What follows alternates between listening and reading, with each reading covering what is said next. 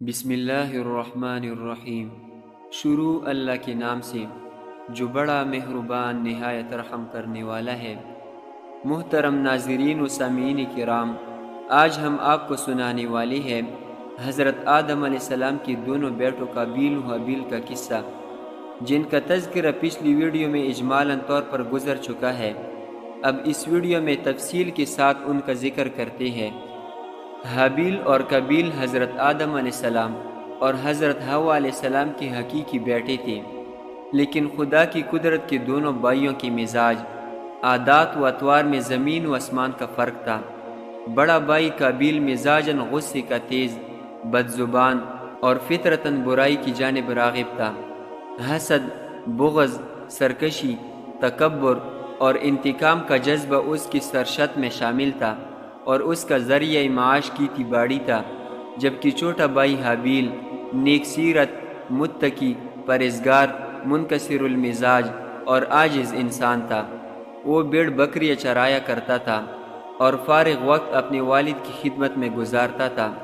قابیل شکل و صورت میں حابیل سے زیادہ خوبصورت تھا، جبکہ حابیل واجبی خد و خال کا مالک، لیکن اپنے بڑے بھائی قابیل کے مقابلے میں زیادہ قوی و طاقتور تھا۔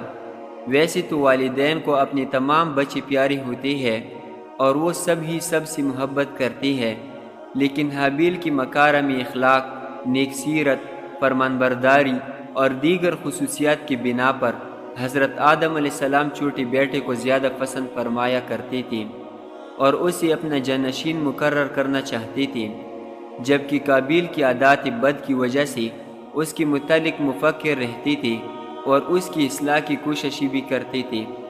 قرآن کریم نے حضرت آدم علیہ السلام کی ان دونوں صاحبزادوں کے نام لے کر مخاطب نہیں کیا، البتہ تورات میں ان کے نام حابیل و قابیل بیان کیے گئے ہیں۔ ان کی واقعے سے متعلق حافظ حدیث علامہ عماد الدین ابن کثیر سے سند کے ساتھ ایک روایت نقل کی ہے، جو حضرت عبداللہ بن مسعود رضی اللہ تعالی عنہ اور بعض دوسرے صحابہ رضی اللہ تعالیٰ عنہ سے منقول ہے کہ جب حضرت آدم علیہ السلام اور اماں حوا علیہ السلام دنیا میں تشریف لائے اور توالد و تناسل کا سلسلہ شروع ہوا تو ان کی نسل میں اضافے کے لیے ہر ایک حمل سے ان کی دو بچے توام یعنی جڑواں پیدا ہوتے، ایک لڑکا اور دوسری لڑکی۔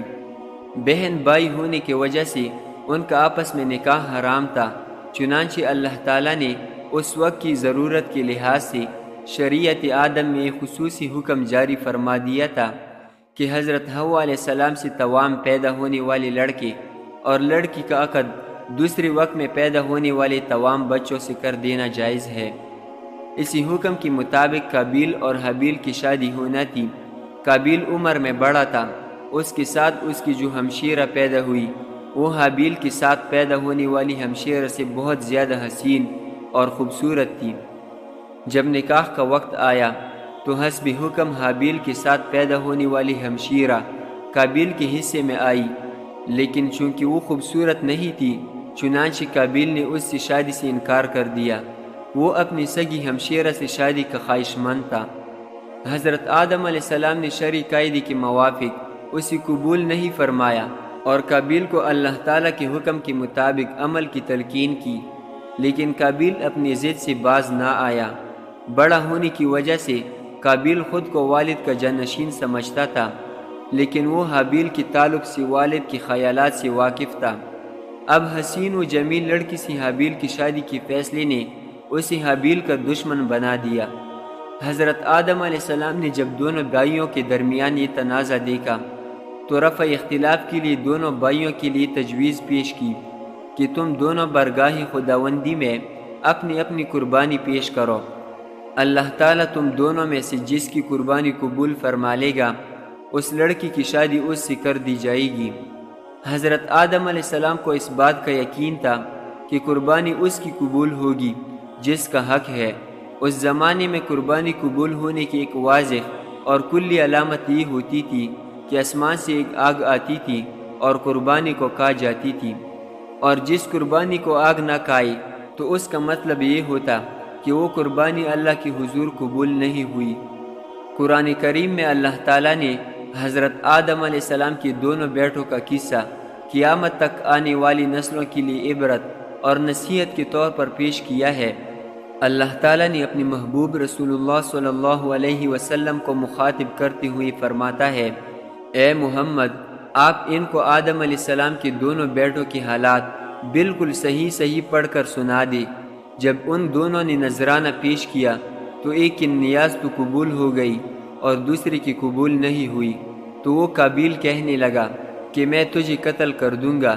اس حابیل نے کہا کہ اللہ پرہیزگاروں ہی کی نظر قبول فرمایا کرتا ہے، اگر تو مجھے قتل کرنے کے لیے مجھ پر ہاتھ چلائے گا تو میں تیرے قتل کی طرف ہرگز ہاتھ نہیں بڑھاؤں گا۔ مجھے تو اللہ رب العالمین سے ڈر لگتا ہے، میں تو چاہتا ہوں کہ تو میرا گناہ اور اپنی گناہ دونوں اپنے سر پر رکھ لے، پھر دوزخیوں میں شامل ہو جا۔ ظالموں کا یہی بدلہ ہے۔ پس اسے اس کے نفس نے اپنے بھائی کے قتل پر آمادہ کر دیا اور اس نے اسے قتل کر ڈالا اور خسارہ اٹھانے والوں میں سے ہو گیا۔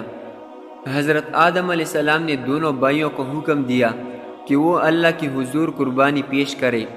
اس اثناء میں اللہ تعالیٰ نے حضرت آدم علیہ السلام کو حج کی ادائیگی کے لیے مکہ مکرمہ جانے کا حکم فرمایا۔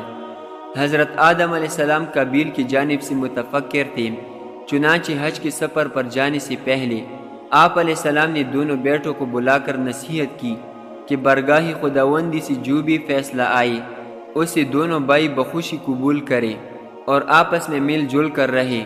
اس ہدایت و نصیحت کے بعد حضرت آدم علیہ السلام مکہ مکرمہ روانہ ہو گئے۔ قابیل باپ کی نصیحت کی وجہ سے قربانی دینے پر آمادہ ہوا تھا، چنانچہ دونوں بھائیوں نے قربانیاں پیش کی۔ حابیل بکریوں والی تھے، چنانچہ انہوں نے ایک نہایت عمدہ، خوبصورت اور فربہ بکری راہ خدا میں قربانی کے لیے پیش کی۔ قابیل کھیتی باڑی کرتا تھا، لہٰذا اس نے فضول اور ردی فصل کا ایک گٹھا قربانی میں دیا۔ اللہ نے حابیل کی قربانی قبول فرما لی، مگر قابیل کی قبول نہیں ہوئی۔ اس زمانے میں قربانی کی قبولیت کی علامت یہ ہوتی تھی کہ آسمان سے ایک شعلہ نیچے اترتا اور وہ قربانی کے لیے پیش کی گئی شے کو جلا کر بسم کر دیتا۔ اس کا مطلب یہ تھا کہ اللہ نے قربانی قبول فرما لی۔ یہ دیکھ کر قابیل غضبناک ہو گیا اور حسد کی آگ میں جل کر بولا، میں تجھے جان سے مار ڈالوں گا۔ حابیل نے کہا، بھائی جان، اس میں میرا کیا قصور ہے؟ یہ تو اللہ تعالیٰ کا قاعدہ ہے کہ وہ صرف اپنی متقی بندوں کی قربانی قبول فرماتا ہے۔ اگر آپ مجھے قتل کرنے کے لیے اپنا ہاتھ چلائیں گے تب بھی میں آپ کو قتل کرنے کے لیے اپنا ہاتھ نہیں چلاؤں گا، کیونکہ مجھے تمام جہانوں کے پروردگار اللہ تعالیٰ کا خوف ہے۔ اگر آپ اس انتہا تک پہنچ جائیں گے کہ مجھے قتل کر دیں گے تو آپ اپنے گناہوں کے ساتھ ساتھ میری خطاؤں کا بوجھ بھی اپنے سر اٹھائیں گے۔ ایک بے گناہ انسان کو قتل کرنے والا گویا مقتول کی تمام گناہوں کا بوجھ بھی اپنے سر اٹھا لیتا ہے۔ اس طرح میرے گناہوں کا وبال بھی آپ کے سر ہوگا، اور میرے لیے تو یہ کوئی گھاٹے کا سودا نہیں ہے، البتہ اس جرم کی وجہ سے آپ جہنمی ہو جائیں گے۔ حضرت عبداللہ بن عمر رضی اللہ تعالیٰ عنہ فرماتی ہے، خدا کی قسم، مقتول حابیل قابیل سے زیادہ طاقتور تھا، لیکن اسے حیا و شرم مانے رہی کہ اپنی بھائی کی طرف قتل کے لیے ہاتھ بڑھائے۔ علامہ ابن کثیر رحمۃ اللہ علیہ قتل کے حوالے سے مختلف اقوال تحریر فرماتی ہے کہ شاید قابیل کے پاس لوہے کی راڑ ہو جس سے حابیل کو مارا اور قتل کر دیا، اور ایک قول یہ بھی ہے کہ قابیل نے پتھر کی چٹان حابیل کے سر پر مار کر اسے ہلاک کیا، جبکہ حابیل جب سو رہا تھا تو قابیل نے بھائی کا سر کچل کر ڈالا۔ ایک قول یہ بھی ہے کہ قابیل نے حابیل کا گلا گھونٹا اور اس طرح اسے کاٹا جیسے درندے کرتے ہیں، جس سے وہ جان بحق ہو گیا۔ واللہ اعلم۔ قرآن کریم میں مذکورہ شادی کا کوئی تذکرہ ہے، نہ حضرت آدم علیہ السلام کے صاحبزادوں حابیل اور قابیل کے نام موجود ہے، بلکہ ناموں کے بجائے آدم کے دو بیٹوں کہہ کر ذکر کیا گیا ہے۔ اس قربانی کا ذکر فرما کر اللہ تعالیٰ نے نعش کی تدفین کے بارے میں یوں فرمایا ہے، اب اللہ نے ایک کوا بھیجا جو زمین کو ریدنے لگا تاکہ اسے دکھائے کہ اپنی بھائی کی لاش کو کس طرح چھپائے۔ کہنے لگا، ہائے افسوس کیا میں اس کوی کی مانند بھی نہ ہو سکا کہ اپنی بائی کی لاش چھپا دیتا؟ سو وہ پشیمان ہونے والوں میں سے ہو گیا۔ قابیل نے اپنی بائی کو قتل تو کر دیا، لیکن اب وہ نہایت پریشان تھا کہ اس ناش کا کیا کرے۔ یہ زمین پر کسی انسان کا پہلا قتل تھا۔ بعض مفسرین نے ذکر کیا ہے کہ جب قابیل اپنی بائی کو قتل کر چکا تو اس کی ناش 1 سال تک اپنی پشت پر لادے پھرتا رہا۔ اہل کتاب سے منقول ہے کہ دمشق کے شمال میں ایک پہاڑ جبل کسیون میں وہ غار موجود ہے جس میں قابیل نے پتھر مار کر حابیل کو قتل کیا تھا۔ یہ غار آج بھی خونی غار کے نام سے پکارا جاتا ہے۔ اس بات کی صحت کا علم اللہ تعالیٰ ہی کو ہے۔ بعض مفسرین نے لکھا ہے کہ اللہ تعالیٰ نے 2 کووں کو بھیجا تھا۔